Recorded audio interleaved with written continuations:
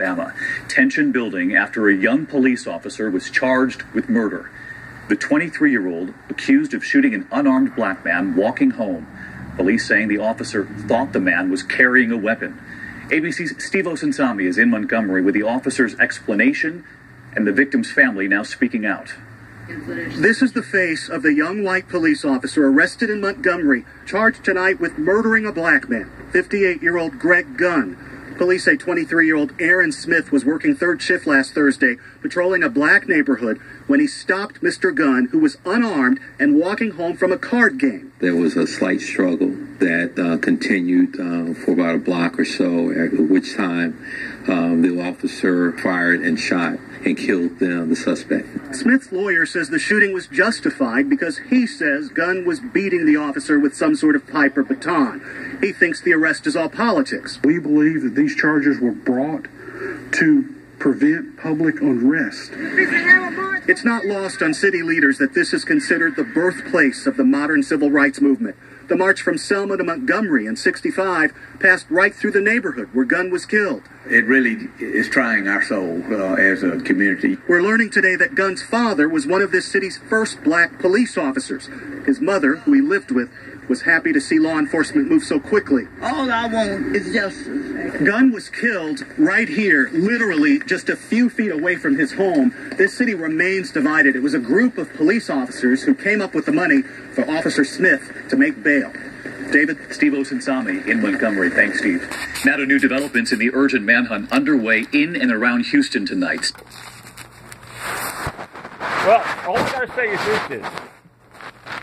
If that cop has marks on him where he was beaten, if he retrieved a weapon that had fingerprints on it of this guy, and I'm sure that the cop probably has a video camera on him.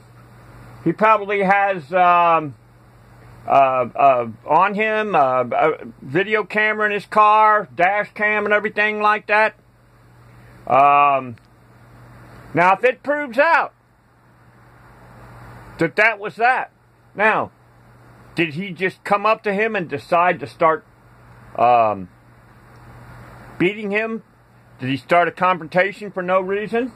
Well, I know jimbikeman here in Panama City, Florida. I had a cop tell me, riding my bicycle, tell me to get up on the sidewalk or he was going to arrest me. Well, I'm a firm believer the squeaky wheel sometimes gets grease. I don't know. But what I did is I just didn't call the cops about it many times. Panama City idiot clown motherfuckers. Which was on September 9th, 4:30 in the afternoon. And it was at Wilson Avenue and 23rd Street. So, and then I talked to, I think it was an officer, Ratcliffe, I think his name was. And he told me, acknowledged, that they do have GPS in their cars. So they would know exactly who the cop was. He was a white cop. And then on top of that, I just didn't stop there. I called the Bay County Sheriff's Department. And Teresa England happens to be the secretary for Sheriff Frank McKeithen, which I've never been able to talk to Sheriff Frank McKeithen, even though 3015 of Florida statutes demands, not gives him an option, on arresting every one of these boom car punk motherfuckers that put millions of people across the United States in a state of unrest. Which the cops know that if people are unrest and irritated, that's good. That's an irritation device that is designed to throw people in jail on trumped up charges. And the people don't realize they're part of a victim of a con between the boom cars and the cops who are partners in crime. So, I just didn't stop there. I called the Florida Highway Patrol and talked to, left a message with Lieutenant Brown on the answering machine in Panama City, Florida. I just didn't stop there. I went and I called the Florida Department of Law Enforcement and talked to somebody what was his name? Brian Olaf or something like that. Anyway, and then I didn't just stop there. I called the Florida governor's office, talked to a Fonnie Davis, and then I talked to a Warren Fonnie Gonzalez at the Florida governor's office, and then I talked to somebody named Warren Davis. Citizen Service has been there for something like 12 years. Basically, I don't know what the fuck he does. So I'm a firm believer. If you got a dirty cop, get as many potential witnesses against that motherfucker. So, now we got to find out has the cop had other complaints from other citizens? Does he come up using his power and authority to fuck with people because he knows he can, because he knows that there's going to be all kinds of people that are going to have his back or something like that? I found in Panama City, Florida, that's the way it is in Panama City, Florida. You complain about a cop, hey, I can call the state's attorney's office. So, and then I talked to his last name was Cook, who claimed that he was a law clerk. Has a funny first name, Chisholm Cook, I think was named. I think it's Chisholm Cook, for the state attorney's office. And so, in other words, if you're going to have a cop giving you a hard time, you let them know that you're not going to stop. Just like on my door, I've got a PDF oath of arrest and prosecution. It is designed to put dirty cops in prison.